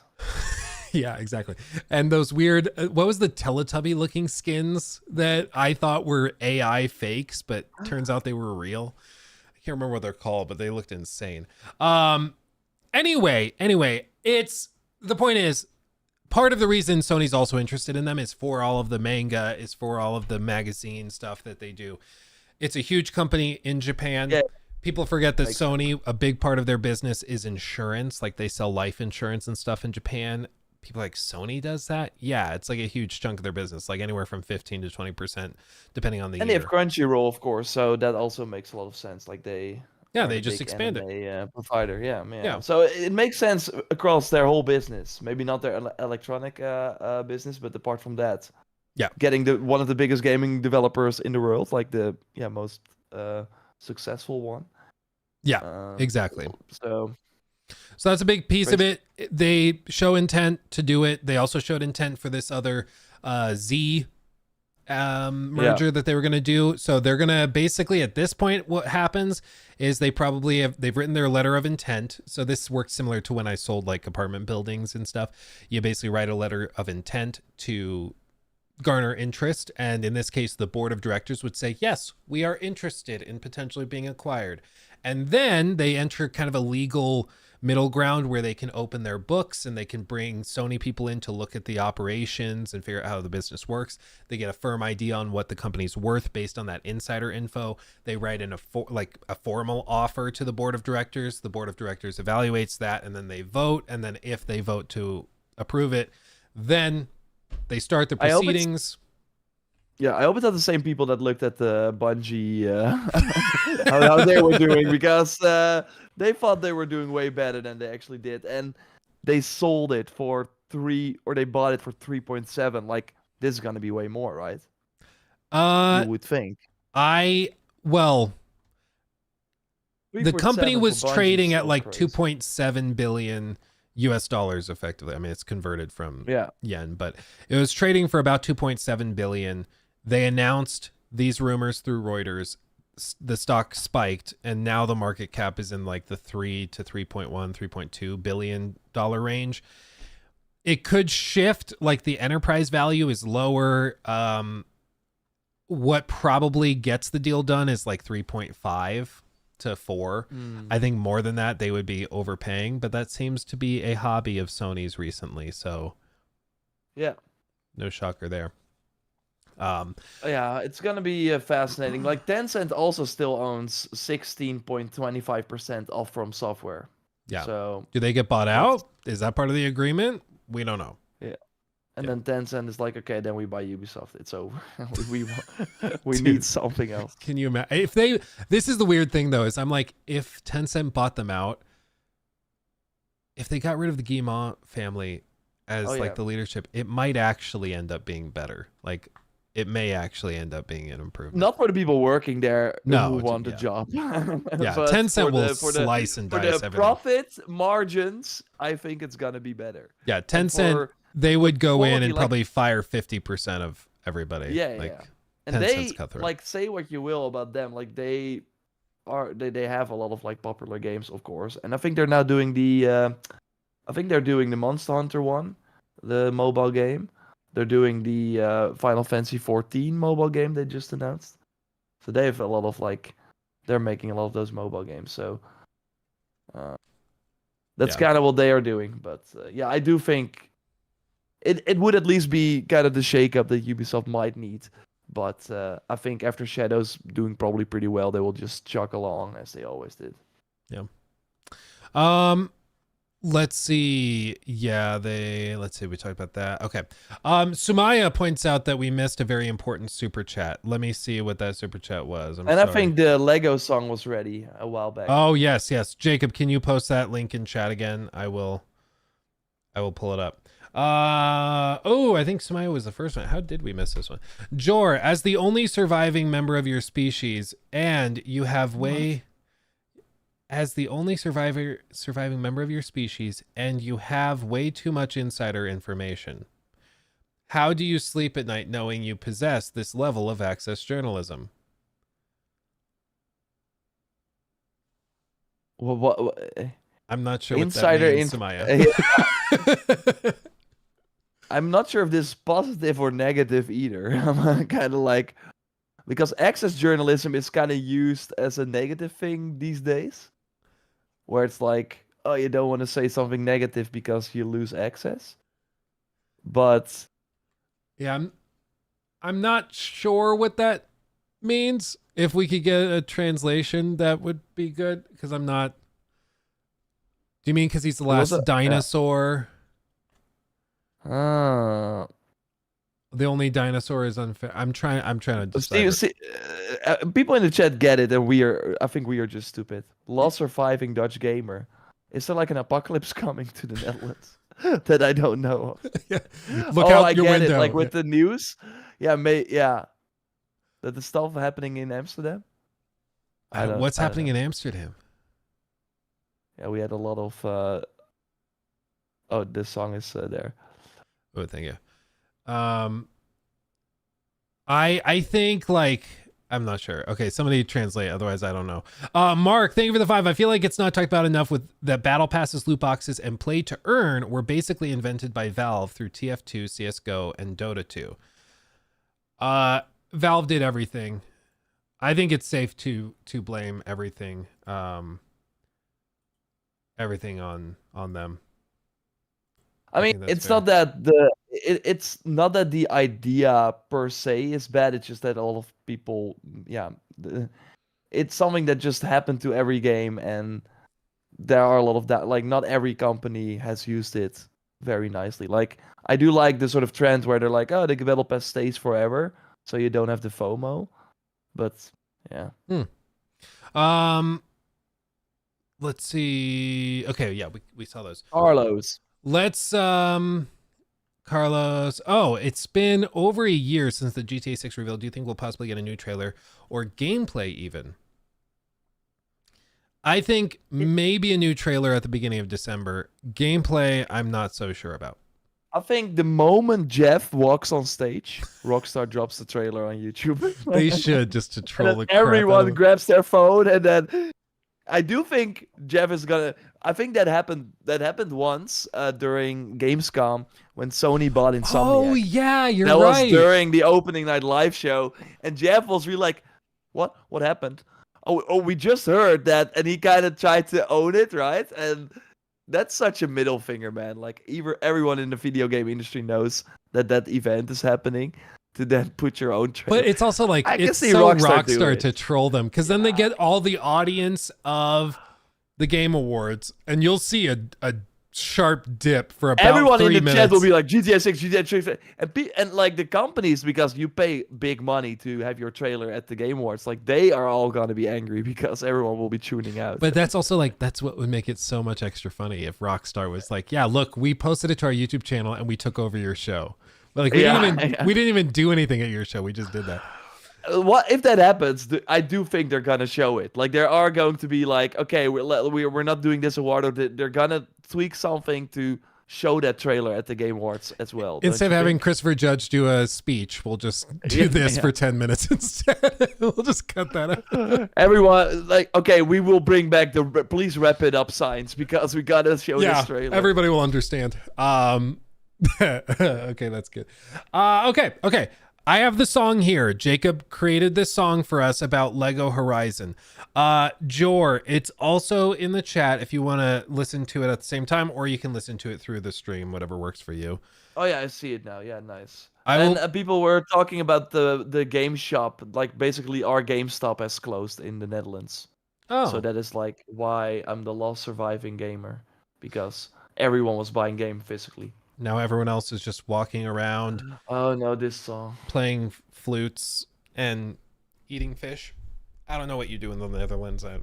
Yeah, Is I'm that the last basically it? surviving person, so there's no one else. It's grinding YouTube. That's what we do. Never stops. Okay. Let's do it. Okay, 3, 2, 1, play. So you wanna make a Lego game using some big property, but you already did Star Wars, Indiana Jones, and Lord of the Rings. Well, I think there's still one option that you've yet to explore. It's the series about a girl and her robotic dinosaurs. Now I know what you're all thinking. Hey, isn't this a bit of a stretch? Horizon's fan base has been shrinking. It might be pretty, but there's always a catch. I've only met one person in my whole damn life who had an insatiable Horizon appetite. Everybody else doesn't care that much, but Herman Hulse doesn't really give a fuck. So here you go, well, it's Horizon again. If you got money, it's time to spend. It's got multiplayer, find a friend. Ooh, open up your mouth, girl. Let me pour some Horizon in. It's sweet like honey.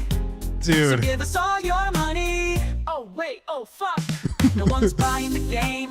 I thought Horizon was as cool as Star Wars. I guess it turns out it's just kinda lame. Ooh, I mean, they followed with crap. Concord as well, Oh, like Star Wars. no. They did. Why doesn't anybody care? Horizon is just as cool as all those other Lego games. Even though the evidence makes it seem like it's irrelevant, Lego Horizon flopped.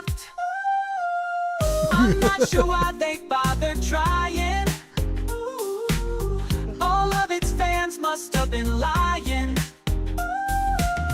Lego Horizon flopped. Horizon. Guess Sony is gonna have to try again. Oh wow. Oh, yeah. Robodino skip bop skip bop. Robodino skip bop skip bop. Horizon should never had a Lego game. Whoever greenlit that must have been fucking insane. Lego Horizon flopped. I'm not sure why they bothered trying. All of its fans must have been lying. Lego Horizon flopped. Horizon. Guess Sony is gonna have to try again. Sorry, Herman Hulse. Guess he didn't make a new Star Wars after all. Sorry, Herman Hulse. Just another day of ya dropping the ball. Wow. He is, by the way, another living Dutch person. Herman and I are the only ones There's left. two. There's two, but he left. Isn't he like in Japan now or whatever? Yeah, Corporate. he escaped. That's pretty good. Oh wow, That's pretty good. Well song. done, Jacob. Yeah, well Dude. done. These AI songs are just too good. They're too good, man. Lego Horizon. I liked the Horizon. Guess Sony's gonna have to try again. Try again. Yeah. Oh man. I like that there was a story. Like it was first like this is going to work out. Let's do it. And then I feel like I went on a journey of self-discovery. yeah, I went on a journey as well. That's so good. Where can I download? We're gonna download links. I don't want to be associated with this. I'm supposed to be a fan of Horizon. But I mean, No. it's pretty... I mean, it's a fact. It's a fact. The Lego game. Yeah, it's hard to Yeah, hand wave that one away. Yeah. yeah, exactly. Let's see. Do we have anything else to run through? I mean, the AAA thing. The no, I think Remedy. we already touched on it Okay. because oh yeah, maybe not the Remedy, but we can. I don't think that's like basically we talked about Indiana Jones and how this year really once again seems to be the if you are not really making a game that people don't want, then good luck trying to sell it. That's kind of the bottom line. There's no tolerance for people buying games that they're only slightly interested in. Like, I think it's because we have so many solid games, and because of social media being bigger than ever, people get really informed about games really quickly, and so they know precisely everything they need to know about Dragon Age before the game comes across their store page. So there's not a lot of I'll try it. It's all nope, I'm good, or yes, I'm all in. There's not a lot. Wanna do another prediction before we end, because and you are better at these predictions, but tomorrow Star Wars Outlaws drops on Steam. What is the concurrent going to be? Let me remote view. Yeah. I mean, they're gonna be issuing patches too. There will be a big patch, and the first DLC will be out as well, but you need the season pass. I mean, I plan on trying it again because I want to see if it's improved, if they actually fixed stuff. So, it's hard, but I think people are making some good guesses here. My gut is like 12,000. My gut is like mine exactly like that. Really? 11,700, something like that. Yeah, I was like, I think it's a little above 10. I don't think it's above 15. I mean, maybe they surprise us and it pops off. I mean, it's already on PC. It's not like a Sony game coming to. Yeah. So, I mean, I think looking at Mirage did pretty well, actually. Oh yeah, because that came later. Yeah, that came a few weeks ago. 7,870. So you would think Outlaws is quite above that, right? Probably. It's How fast did that fall off? I mean, on Sunday, so it launched Thursday. It didn't peak until the weekend, and then it settled out. So this probably, I mean, I imagine it's going to be like, it's going to go up.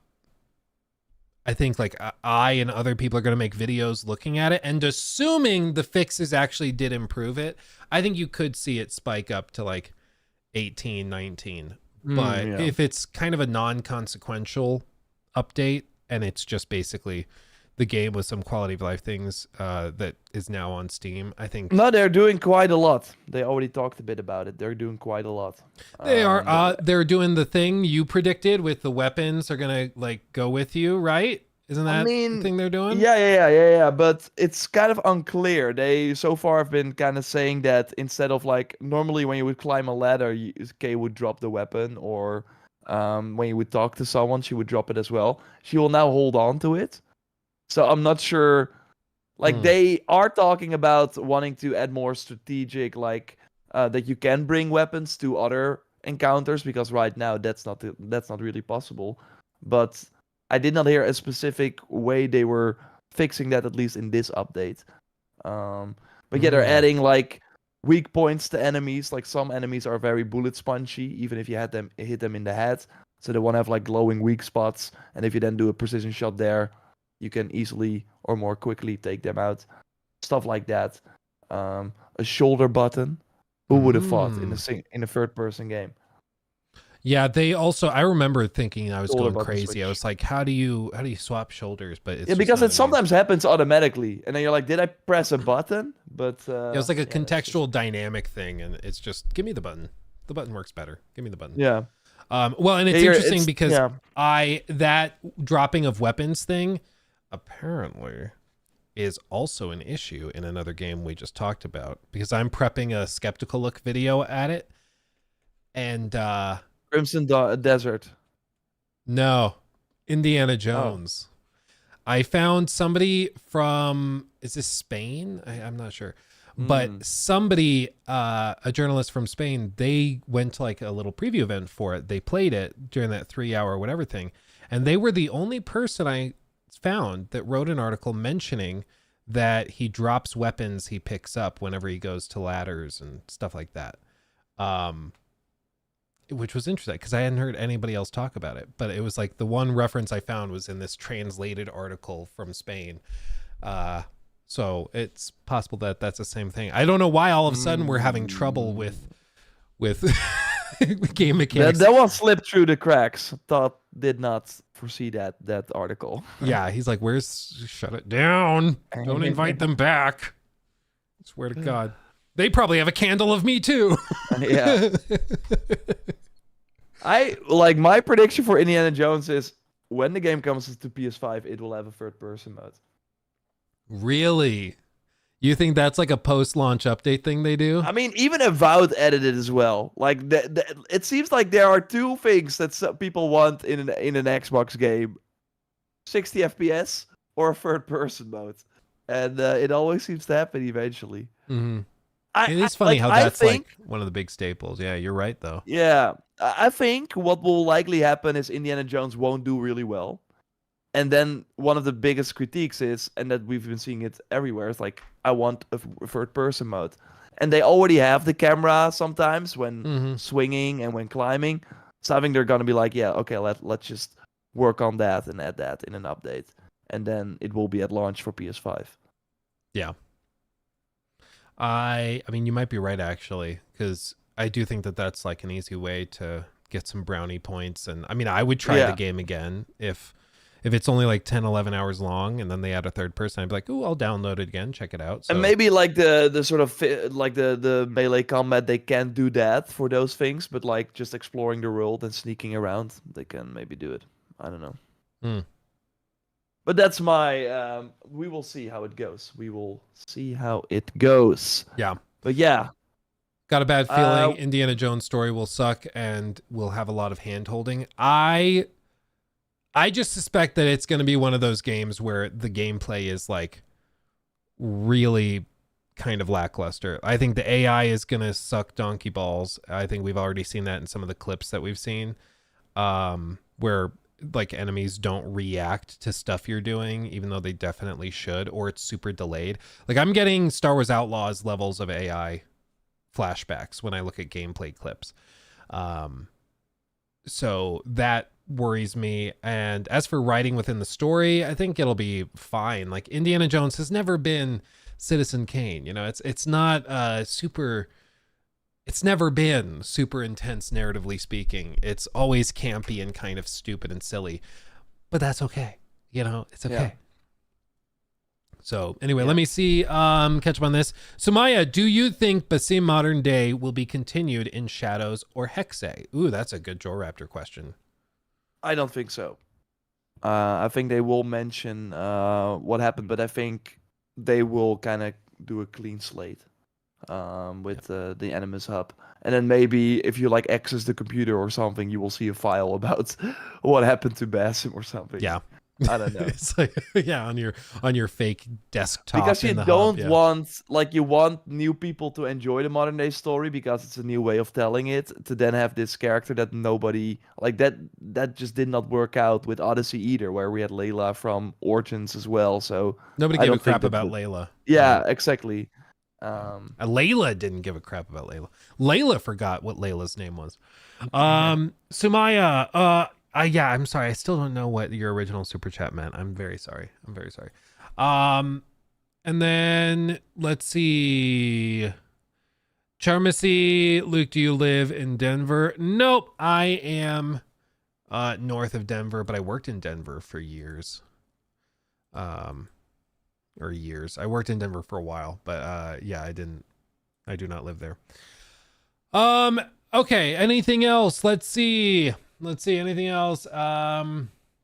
We got a lot of extra reviews on Spotify, so thanks to everyone who did that. We're almost at 350, so that's amazing. Want to reach that before the end of the year, but that's easily possible. We can So do if it. you have a Spotify app, if you're listening to the show, and also if you at one point you will get the Spotify Wrapped, like share that with us as well. If you have been listening to the podcast a lot, it will be fun to see those stats. I've been seeing that YouTube is doing it now for the first time as well. Yeah. Which is kind of interesting. Yeah. So it's been super cool, and it's also like kind of humbling to see people that like are watching you above all these other creators. It's like, oh well, geez, it's thank you. It's very humbling. So thank you all of you guys who've sent those in this stream as well. Do you have any closing thoughts? What are you going to be playing this coming week? I will be jumping into Outlaws as well. I've been playing the Stellar Blades update recently with the Nier DLC. Yeah. But yeah, that's like it's like fun if they do DLC because there's no actual content. It's just cosmetics. And yeah, that's also kind of the sad thing. I will be actually on a holiday for 2 weeks. So that means that there will be no show. But I will be back on the 11th of December, 1 day before my birthday. So then people are going to freak out even more that I'm older than you. Yeah. So. I don't remember how much older you are, but I remember it being Let's a shocking amount. Can you believe Jor is 53 years old? You were not supposed to say that. Come on. In the Netherlands, it's the fresh air. They don't age as much. It's crazy. Yeah, exactly. I mean, maybe I've been like in this life for hundreds of years as the lost dinosaur, just raptoring around. Yeah, see? Oh, D12 says December 12th is also my birthday. Given your name, I believe you. Yeah, that's okay. And what's his password? Yeah. December 12th. Yeah. Oh, man. Yeah, well, that will be good. Either way, we will rock and roll. I think that's after the Game Awards, right? No. Just before. I'm back before. Oh, okay. I made sure that I'm back before. Because I'm expecting big things. I'm expecting big things. That's the other thing is it's the 10th anniversary Game Awards. What's your prediction? Does Jeff have like a moment where he comes on stage and starts tearing up as the music swells? And and then they bring out like someone will be like, "Yo, guy, wrap it up." Yeah, they have a choir of children come out and start singing "Holy Night" around. There will be like people that work there will have prepared an award for him. Yeah, and then it's like you can tell that Jeff bought it for himself, like Michael Scott buying World's Best Boss, but he bought it for himself. Exactly. Yeah, exactly. Yeah. So yeah. Well, that comes December 12th. Yeah. I guess we'll make our predictions at that point. Yeah.